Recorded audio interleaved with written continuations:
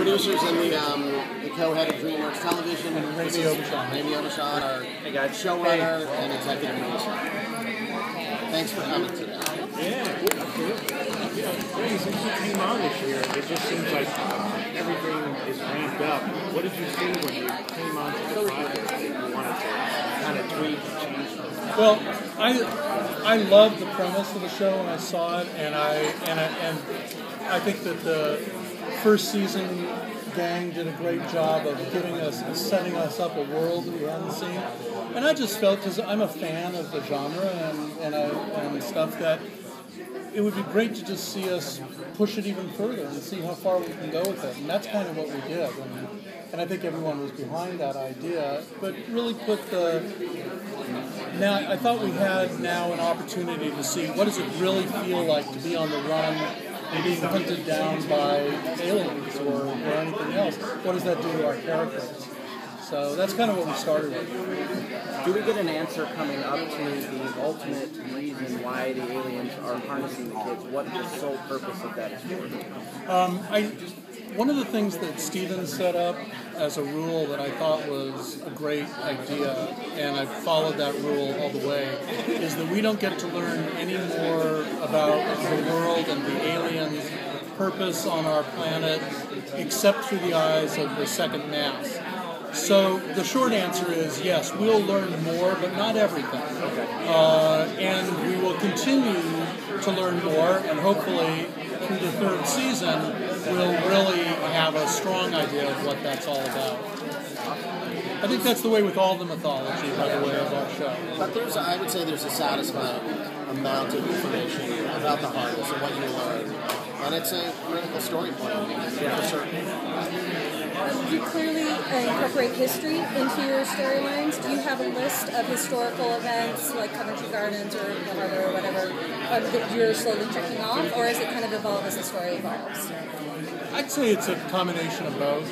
I mean, a lot of us in the writers' room are history buffs, and certainly Bob Rodat, who created the show, had the intention, along with Steven, of paralleling the American Revolution experience. And we've chosen certain places like Charleston, which was a key location for the American Revolution, and other things to give it some sort of iconic resonance to it. History does repeat itself, and the more we've looked back and looked at even, Thermopylae and other places, we realize humans, when pushed and shoved and at bad odds, seem to triumph. And we don't quite know why that happens, but the resilience is pretty amazing. I think it makes for good storytelling. Can you talk a little about Terry O'Quinn and Phil's characters and how they were impacting in the season? I don't want to spoil too much, but I will say that they're integral to Tom Mason and Captain Weaver, in that they're in some ways they're doppelgangers, and if the second mass had gone one way, they might have been who Terry O'Quinn and Matt Frewer are. More than that, I don't want to really spoil, because I think it's kind of a fun way, and Terry does an amazing job. And he and his character and Tom Mason, by coincidence, knew each other very well, so that had been fun. They're kind of cut from the same cloth, but he's such an incredible presence and brings such gravitas to anything he does.